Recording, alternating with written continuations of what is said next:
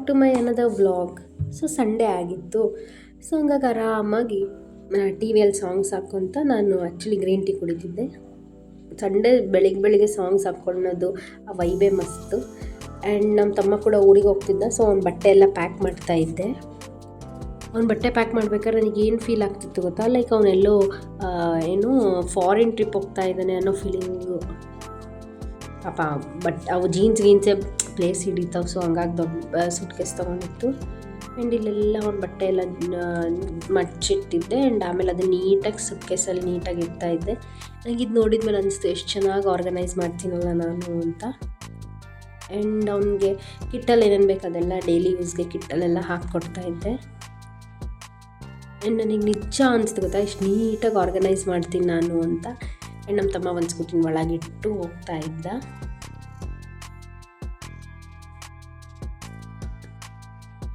ಟಾಟಾ ಬಾಯ್ ಬಾಯ್ ಅಂತ, ಓಕೆ ಹುಷಾರಾಗಿ ಹೋಗು ಅಂತ ಅವನಿಗೆ ಕಳಿಸಿದೆ.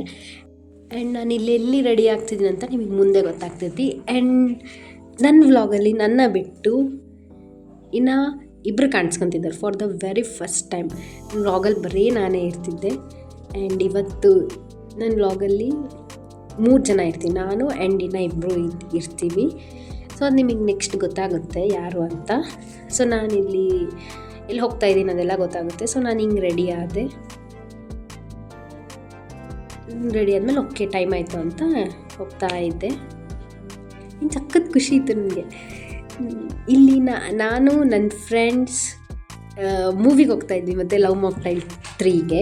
ಆ್ಯಕ್ಚುಲಿ ಇವ್ರ ಜೊತೆಗೆ ಫಸ್ಟ್ ಪ್ಲ್ಯಾನ್ ಆಗಿತ್ತು, ಫ್ಯಾಮಿಲಿ ಜೊತೆ ಸಡನ್ನಾಗಿ ಪ್ಲ್ಯಾನ್ ಆಯಿತು ಆ್ಯಕ್ಚುಲಿ. ಆ್ಯಂಡ್ ನನ್ನ ಕರೆಯೋಕ್ಕೆ ಬಂದಿದ್ದರು. ಆ್ಯಂಡ್ ನನಗೆ ವೆರಿ ಮೋಸ್ಟ್ ಫೇವ್ರೆಟ್ ಪರ್ಸನ್ಸ್ ಇವರಿಬ್ಬರು.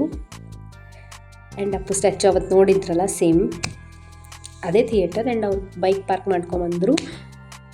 ಆ್ಯಂಡ್ ಟಿಕೆಟ್ ಎಲ್ಲ ತೊಗೊಂಬಿಟ್ಟು ಹೋಗ್ತಾಯಿದ್ವಿ. ಇವನಿಗೆ ಪಾಪ ಹುಷಾರಿಲ್ಲ ಅಂತ ಥಿಯೇಟರಲ್ಲಿ ಬಂದು ಟ್ಯಾಬ್ಲೆಟ್ ತೊಗೊತಾ ಇದ್ದ. ಆ್ಯಂಡ್ ಅದು ಮಧ್ಯಾಹ್ನ ಶೋ ಬೇರೆ, ಎಷ್ಟು ಫುಲ್ ಇತ್ತು ಗೊತ್ತಾ. ನಾವು ಲಾಸ್ಟ್ ಟೈಮ್ ನೈಟ್ ಶೋ ಹೋಗಿದ್ವಿ, ಬಟ್ ಅಷ್ಟು ಖಾಲಿ ಇತ್ತು ಅಂತ ನಾನು ಹಿಂದಿನ ವ್ಲಾಗಲ್ಲಿ ಹೇಳಿದ್ದೆ. ಆ್ಯಂಡ್ ನಂಗೆ ಬೇಜಾರಾಗಿತ್ತು, ಲೈಕ್ ಇಂಥ ಮೂವಿಗೆ ಜನರಿಲ್ಲ ಅಂತ ನಿಮ್ಗೆ ಹೇಳಿದ್ದೆ ನಾನು. ಬಟ್ ಇವಾಗ ಮಧ್ಯಾಹ್ನದಲ್ಲಿ ಜನರಿದ್ದರು.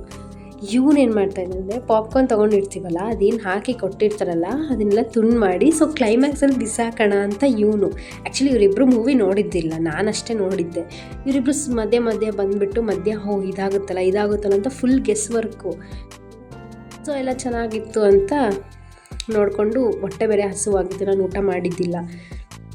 ಸೊ ತಿನ್ನಕ್ಕೆ ಹೋಗೋಣ ಅಂತ ಹೋಗಿದ್ವಿ. ಇಲ್ಲಿ ಆರ್ಡರ್ ಮಾಡ್ತಾಯಿದ್ದೆ ಇವನು. ಆ್ಯಕ್ಚುಲಿ ಇಬ್ಬರು ಆರ್ಡರ್ ಮಾಡ್ತಾಯಿದ್ರು. ಸೊ ಕ್ಯಾಪ್ಚರ್ ಮಾಡಿದೆ. ನನ್ನ ಫೇವ್ರೆಟ್ ಪರ್ಸನ್ಸ್ ಅದ. ಏನೇ ಆಗಲಿ ನಾನು ಇವ್ರ ಹತ್ರನೇ ಹೇಳೋದು. ಲೈಕ್ ನನಗೆ ಬಾಯ್ಸಲ್ಲಿ ಫ್ರೆಂಡ್ಸ್ ಅಂದರೆ ಇವರಿಬ್ಬರೇ ಇರೋದು. ಬ್ಯೂಟಿಫುಲ್ ಸೋಲ್ಸ್, ಇವ್ರ ಬೆಸ್ಟ್ ಸೋಲ್ಸ್. ನನಗೆ ಏನೇ ಇರಲಿ ನಾನು ಇವ್ರ ಜೊತೆ ಶೇರ್ ಮಾಡ್ತೀನಿ. ಟಿಲ್ ಡೇಟ್ ಹಾಗೆ ಇದ್ದೀವಿ. ಆ್ಯಂಡ್ ಅವ್ನು ಕ್ಯಾಪ್ ಹಾಕೊಂಡು ನಾನು ನೋಡ್ತಾ ಇದ್ದೆ ಹೆಂಗೆ ಕಾಣಿಸ್ತೀನಿ ಅಂತ. ಹಾಗೆ ಟಾಂಟ್ ಒಗಿತಾ ಇರ್ತಾರೆ ನನ್ನ ಫ್ರೆಂಡ್ಸು. ಆ್ಯಂಡ್ ಇಲ್ಲಿ ಬಂದುಬಿಟ್ಟು ಏನೋ ಒಂದು ಕಾಮಿಡಿ ಕ್ರ್ಯಾಕ್ ಆಯಿತು ಅಲ್ಲೇ ಆ್ಯಕ್ಚುಲಿ. ಸೊ ನಾವು ನಗ್ತಾಯಿದ್ವಿ, ಒಂದು ಜೋಕ್ ಕ್ರ್ಯಾಕ್ ಆಯಿತು ಅಲ್ಲಿ. ಆ್ಯಂಡ್ ಆರ್ಡರ್ ಮಾಡಿದ್ದು ಬಂತು.